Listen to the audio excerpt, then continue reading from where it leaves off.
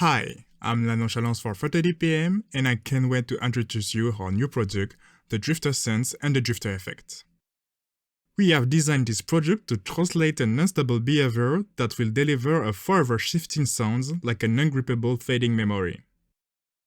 In this first part walkthrough video, we will focus ourselves on the Drifter Sense. But first, let's hear some examples of what kind of sound you can obtain with it.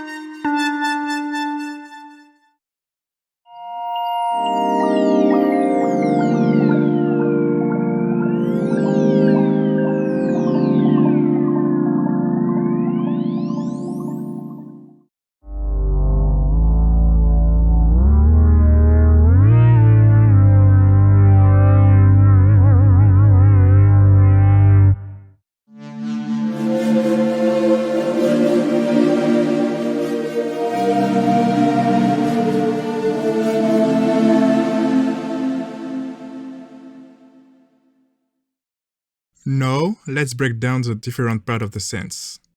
Let's start with the global section. In this module, you will be able to control your overall sound with the ADSR.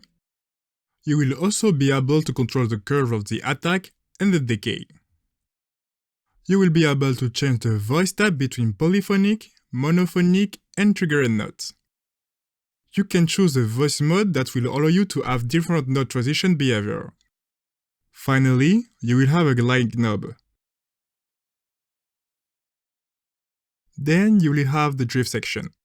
This part contains the very soul of Drifter. You will be able to control the pitch modulation per note that will create the detuning feeling proper to Drifter. You can control the depth of the drift,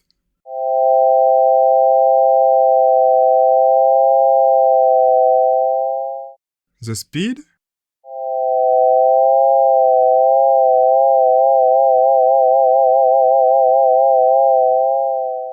you can choose between 5 types of drift. You will have a sine, a rectangle, a saw down, a saw up, and a random drift. And you can set the smoothness of certain type.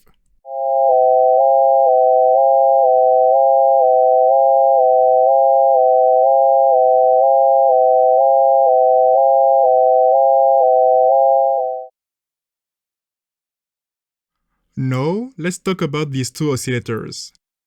Inside them, you will find a wave shape selector that will let you choose between 4 kinds of wave shapes.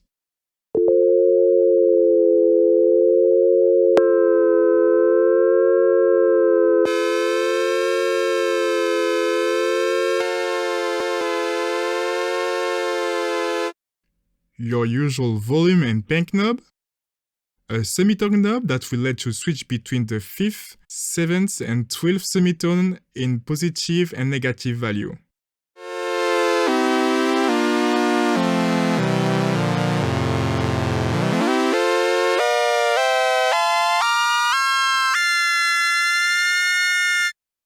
And a saturation knob.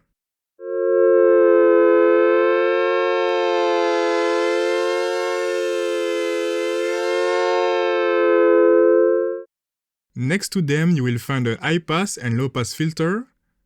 And finally, you will have a detune knob with 3 kinds of detune modes.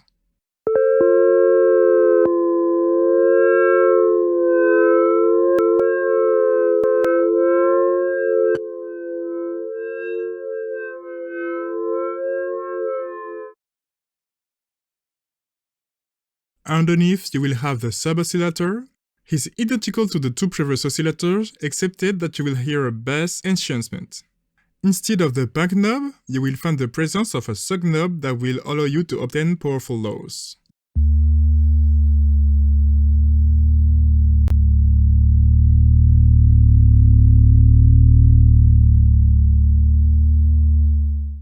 Finally, the semic-knob will have less amplitude.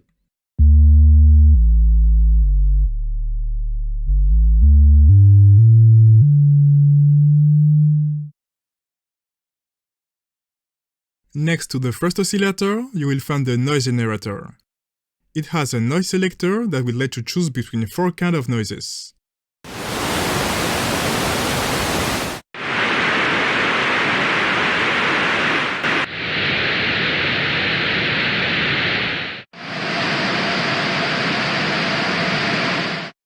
A volume and a bank knob, and a high pass and low pass filter. Underneath the noise, you will find the modulation section. In this sense, you will have access to 3 LFOs, 2 envelopes, and 1 random modulation. You can display the different modulations by using the modulator selector. With the LFO modulator, you will have control over the wave shape, the sync length,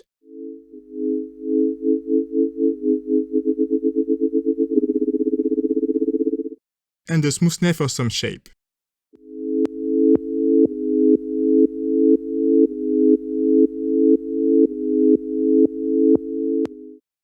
With the envelope modulator, you will have control over the attack and attack curve, the delay and the delay curve, the sustain and the release. With the random modulator, you will have control over the speed and the smoothness of transition between each random value.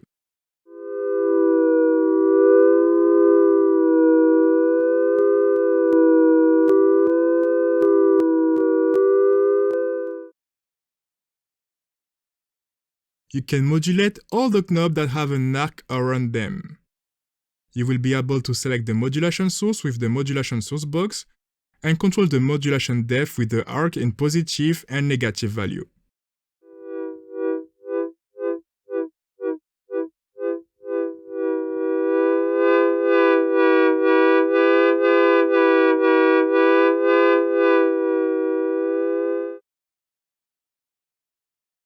Underneath the modulation, you will have 2 effects, the reverb and the delay. In the reverb, you will be able to control the dry and wet, the early late, the size, the length,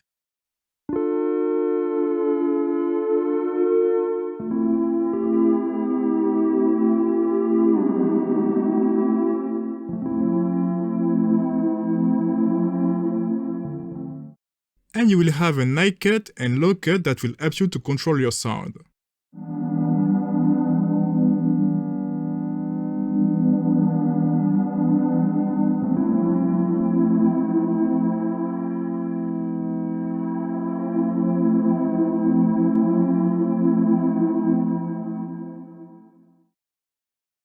In the delay, you will be able to control the dry rate, the amount of feedback, the sync length,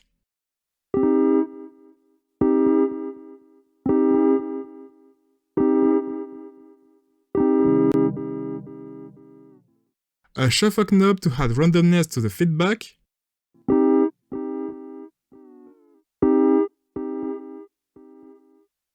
and a left and right knob that will allow you to offset the delay in the left and right here.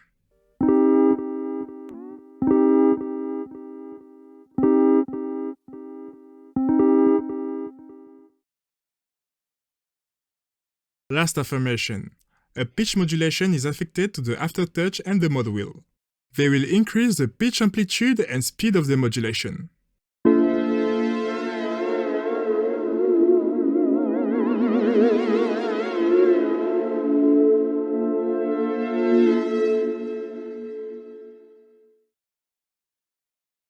Now, you know everything about the drifter synth. In the second part walkthrough video, we will talk about the drifter effect and see what it can do in context. Until then, take care, bye bye.